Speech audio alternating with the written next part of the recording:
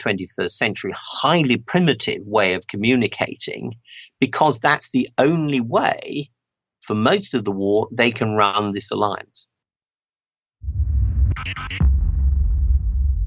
Hey everyone, Scott here. One more brief word from our sponsors.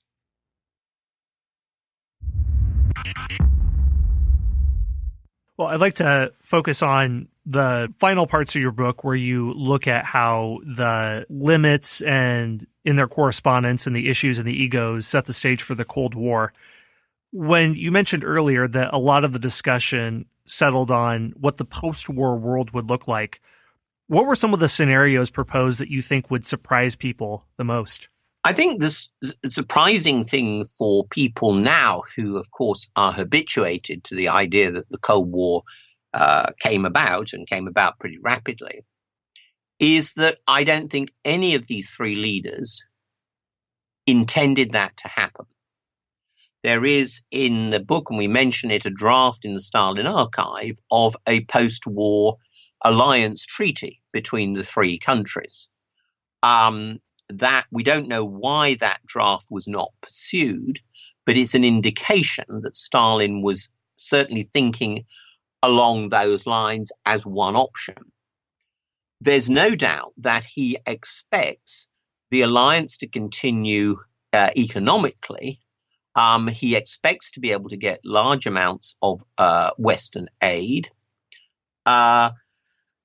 And he comes to the Yalta Conference with a very clear plan, detailed plan worked out for reparations from Germany as repayments from the Germans for their devastation of the Soviet Union, all of which would depend on continued cooperation amongst the three. Stalin's premise is that the British and the Americans will need to give aid. He is a Marxist-Leninist. He understands in terms of Marxist-Leninist ideology that once the war is over, the capitalists and imperialists will resume their struggle for empire, for markets, and so on. There will be major post-war depressions in the West, so they will need to build trade with the Soviet Union. He thinks that he is in a strong position in a way we might not expect. It's also clear that Roosevelt definitely wants to bring the Soviet Union into what we would now call the international community, what he calls at Tehran the family circle, the circle of big powers. And that is also Churchill's view, although more suspicious and more worried about Bolshevism. He definitely feels that a continuing post-war relationship with Russia is essential, not least because, and again, we can easily forget this, there is a real fear at the end of the war that Germany in due course might revive. So whereas we think, oh, the German threat is finished in 1945, in Britain, certainly in France, and definitely in Russia, there's a fear that Germany could easily revive again within 10 or 15 years, and Russia is a potential ally in the containment of a resurgent Germany. So I think the most striking thing, and this is why it's so tantalizing reading these messages, the most striking thing is that feeling that they didn't expect the Cold War, they didn't want the Cold War, and Roosevelt's whole position right to the end of his life, literally, and we talk about this in the final chapter and the final pages, is that to Churchill, don't get fussed about every little issue that blows up with the Russians. A lot of these things blow over. We have to take a firm position on issues that matter to us, but we're also looking towards building a post-war world in which the Soviet Union will be a part. And that, if you like, is the aspiration. And so you can read the correspondence now and say, yeah, I can see where the Cold War's coming from. It's so obvious. But you can also read the correspondence and parts of it and think, maybe there were alternatives. Maybe it didn't quite have to turn out this way. And that, for me, is part of the fun of and the fascination of a really absorbing historical project where you get into the archives. It's the feeling that I've answered some questions, but what has been thrown up are actually more questions that demand more thought and more answers. As the Dutch historian Peter Heil said, history is argument without end. Well, yeah, thank you for illuminating this argument. And it can't end, but to tie in some of these things together, based on your analysis, what do you think were the cracks in the alliance that led to the Cold War that perhaps could have been avoided? And what do you think is the lesson for politics or diplomacy or whatever arena you think that your book speaks to? I think the diplomacy of the alliance was always hostage to the military policy. The only way I think that the situation in Europe could have turned out differently would have been if the British and Americans had mounted a second front, say in 1943 rather than 1944. In other words, they didn't spend 2 years or 18 months going through North Africa and the Mediterranean.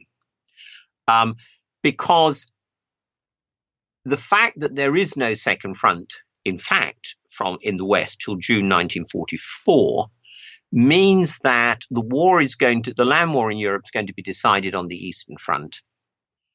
And if the Soviet Union beats Nazi Germany, and that's a big if in 1941 and in 1942, then it is likely to be a major force in Eastern Europe at the very least.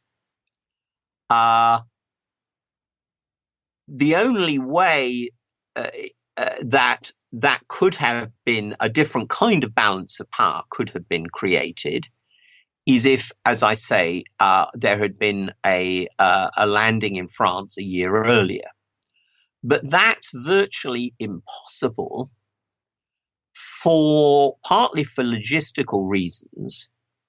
The British and Americans do not control the crucial Atlantic supply lines until the latter part of 1943, and that's the only basis on which an invasion can be mounted from Britain. Britain, of course, is the essential platform for an invasion, but the buildup of supplies and troops is dependent on a secure winning the Battle of the Atlantic, and that's not been done.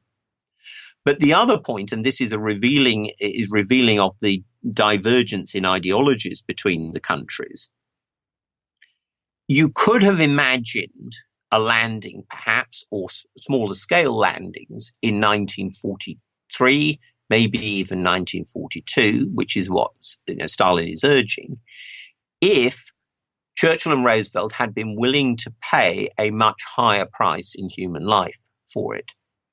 And that's what Stalin is saying. He says, why don't you make a major landing on the coast of France? If you lose 100,000 troops, it will at least draw off, the Germans from the Eastern Front. It will throw the Germans into confusion and all the rest of it. And Churchill says to him, I cannot go to the House of Commons and ask and explain that we have lost 100,000 troops in a suicide mission. Britain doesn't have that number of people, and in any case, it's a country haunted by the legacies of the Battle of the Somme in 1916, of Passchendaele in 1917. Roosevelt doesn't have the same limitations of manpower, but he is facing a similarly democratic legislature who will ask questions about the loss of American life. And he's also way behind even the British in terms of American mobilization. So he is very much the junior partner in any argument about cross-channel attacks in 1942 or even 1943. So what you've got then is a situation where the only way that the balance of power in Europe could have been different, it seems to me, fundamentally, is if the Allies had undertaken in 1943 an invasion which it was not logistically or, if you like, intellectually, ideologically possible to mount. Well, yeah, thank you for describing that, of the very real human limitations. We could speculate about avoiding the Cold War, but it's not as simple as crafting a good message. And you don't have complete political capital to attack and go on a huge suicide mission, as you described. Well, I'm sure there are plenty of other scenarios like that that are discussed in the correspondence between these three.